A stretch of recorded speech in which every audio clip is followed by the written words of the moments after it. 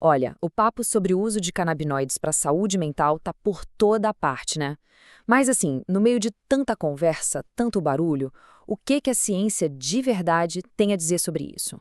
Bom, é exatamente nisso que a gente vai mergulhar agora para separar o que é fato do que é só hype.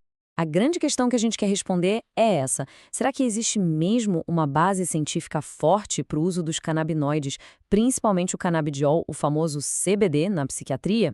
A busca por novas opções de tratamento nunca para, e o CBD com certeza surgiu como um candidato bem interessante. Para a gente poder entender como o CBD age, primeiro a gente precisa falar de uma rede incrível e super complexa que existe dentro do nosso cérebro, o sistema endocannabinoide. É ele que está no centro de toda essa história. Pensa no sistema endocannabinoide, ou SEC, não como um sistema que manda suas próprias mensagens, mas como se fosse o maestro de uma grande orquestra. Ele fica ali, sabe, regulando e afinando a atividade de outros sistemas importantes, tipo da serotonina ou do glutamato, para garantir que tudo funcione em equilíbrio, em homeostase. Ele é basicamente o grande regulador do nosso cérebro. E esse sistema se baseia em três peças-chave. Primeiro, os endocannabinoides, que são como a cannabis que o nosso próprio corpo produz, como a anandamida. Segundo, os receptores, o CB1 e o CB2, que são tipo as fechaduras onde essas moléculas se encaixam. E por último, as enzimas, que funcionam como equipe de limpeza, desativando os endocannabinoides depois que eles já fizeram o trabalho dele. É super importante lembrar que a planta da cannabis tem dezenas de compostos diferentes, mas hoje o nosso foco vai ser em um bem específico, que tem ganhado muita atenção justamente pelas suas propriedades terapêuticas, o canabidiol, o CBD. Agora aqui a coisa fica bem interessante. De um lado a gente tem o THC, que é o composto que causa o famoso barato e que em alguns casos pode até gerar ansiedade. Do outro lado tem o CBD. Ele não é psicoativo, ou seja, não dá onda. E o curioso é que muitos estudos mostram que ele tem efeitos justamente opostos aos do THC, como reduzir a ansiedade. A forma como eles agem no cérebro é completamente diferente. Ok, agora que a gente já entendeu a base biológica, vamos por que interessa, as evidências científicas. O que é que os estudos, tanto em animais quanto principalmente em seres humanos, estão nos dizendo sobre o potencial do CBD? Se tem uma área em que o CBD realmente brilha, essa área é a ansiedade. É aqui que a pesquisa está mais avançada, mais consistente e onde existe um maior suporte para os seus efeitos. E um marco importante que ajudou a juntar as peças do quebra-cabeça foi essa revisão, publicada em 2012. Ela basicamente pegou um monte de estudos pioneiros e consolidou a ideia de que o CBD era, sim, um candidato muito promissor como um novo remédio para a ansiedade. E aqui a gente vê os resultados na prática. Olha só essa tabela. Em um estudo, o CBD conseguiu diminuir a ansiedade que o próprio THC causava.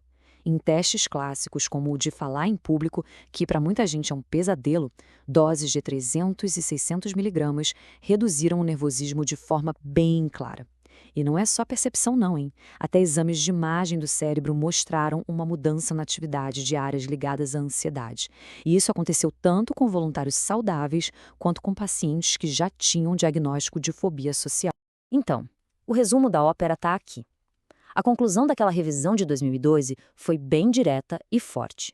Quando a gente junta tudo, os resultados apoiam sim a ideia de que o CBD pode ser uma nova droga com propriedades para combater a ansiedade.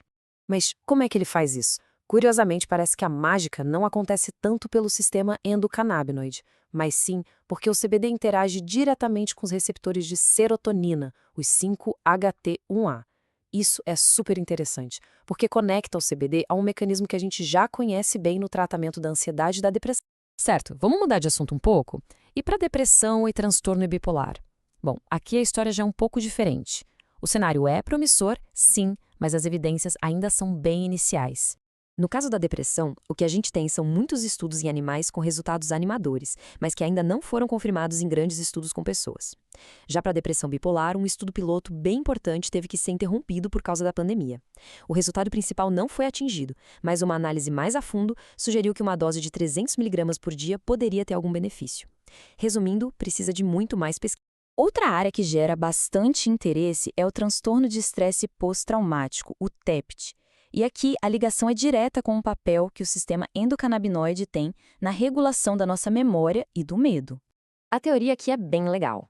A ideia não é que o CBD apague a memória do trauma, mas que ele ajude o cérebro a reaprender que um gatilho antigo não é mais perigoso. Ele parece fortalecer o que a gente chama de extinção do medo, que é um processo central nas terapias para TPT.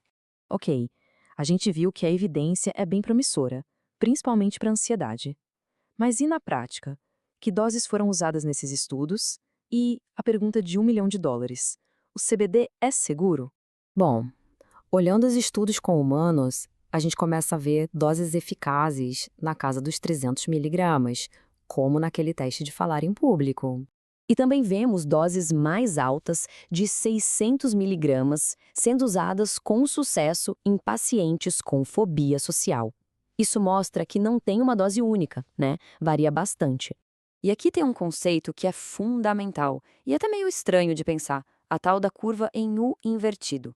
Com o CBD, a ideia de que quanto mais, melhor, simplesmente não se aplica. Existe uma faixa de dose ideal, uma janela terapêutica. Doses muito baixas podem não fazer efeito, mas doses muito altas também podem perder a eficácia. O segredo é achar o ponto certo. E sobre a segurança, as notícias são ótimas. Nos estudos clínicos, o CBD se mostrou, no geral, muito bem tolerado. Ele não causa os efeitos psicoativos do THC e não parece prejudicar a cognição, o que faz dele um candidato terapêutico bem mais seguro e viável. Então, vamos amarrar tudo. Primeiro, o sistema endocannabinoide é um alvo incrível para novos tratamentos. Segundo, o CBD é um composto seguro, não psicoativo, e a evidência mais forte de longe é para a ansiedade. Para as outras condições, a pesquisa é promissora, mas ainda está no começo. E por último, não dá para esquecer, a dose certa é tudo. E isso tudo nos deixa com uma pergunta final para pensar, né? Depois de décadas focando em sistemas como o da serotonina, será que agora, desvendando os segredos do sistema endocannabinoide, a gente está abrindo a porta para uma nova geração de tratamentos em saúde mental? Bom, só o tempo e muita ciência vão poder dizer. Obrigada pela companhia.